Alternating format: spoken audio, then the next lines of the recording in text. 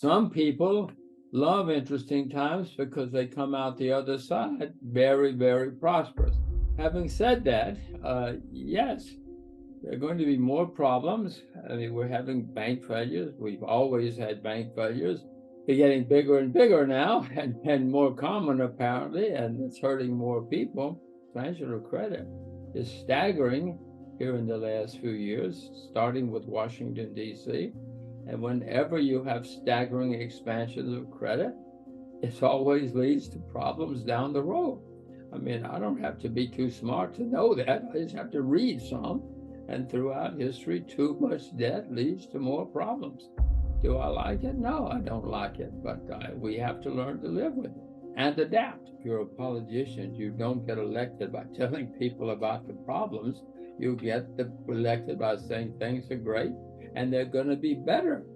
It's unfortunate, but we live in a country where that's what people do. They say, don't worry, everything's going to be okay. And either fortunate or unfortunate, there are always some people who believe them. And when the government needs to, they make sure you have more money. If you don't believe them, they give you more money, or they lend you more money, or whatever. They steal money from somewhere and give it to you. And so you say, okay, everything is okay. I don't have to worry anymore. But let me tell you, you should worry. Don't stop worrying. Nothing goes straight up forever or straight down forever. They go up, they react, they go up, they react. And that's what has happened and is happening with inflation now. You know, the price of oil, grain, things like that went up a lot. People got scared. The markets are reacting. And so now the government can say, see, everything is okay. We solved your problem. Whenever the government, I hope you've learned not to listen to the government. Please do not get your investment advice from the U.S., any government, including the U.S. government. So do not worry. Things are not over yet. We're going to have more problems down the road. But at the moment, since markets are down, grains and food and energy and other things, everybody feels better, and they will continue to feel better. But the last time we had this inflation, which you mentioned, the 70s, before it was over, United States Treasury bills, 90-day Treasury bills, were yielding 21%.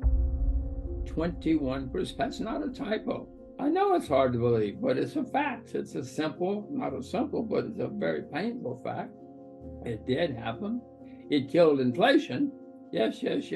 But a lot of people got hurt in the meantime. But inflation had hurt, always hurts people, and it was hurting them. So no, this is not over yet. And when it ends, we're all going to have more problems. You know, there are differences now than the 70s. The U.S. was a creditor nation in the 1970s. I mean, there was the Soviet Union, you know, many other things have changed since the 1970s. So this time around, things are different in many ways. The debt is staggering, not just in the U.S., but especially in the U.S. We're now the largest debtor nation in the history of the world. They've printed huge amounts of money. They're printing more as fast as they can. Before this is over, we're all going to suffer very badly. We're going to have the worst recession in my lifetime.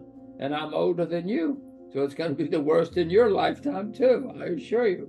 We have shortages developing of many natural resources. Supply and demand are changing. We all read about electric vehicles. Well, Jordan, electric vehicles use several times more copper than gasoline vehicles. They use several times more lead and lithium and other things like that. So we do have changes taking place in supply and demand.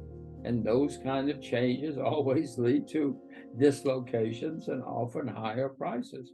So any commodity you look at, well, not any, but many, there are changes taking place in supply demand, and changes in supply demand always lead to price changes, usually higher.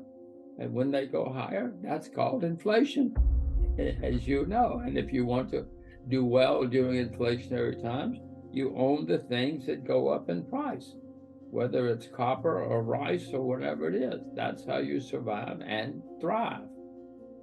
I don't think anybody's against clean air. We're all in True. favor of clean air and clean Right. water and good food. There's no question about that.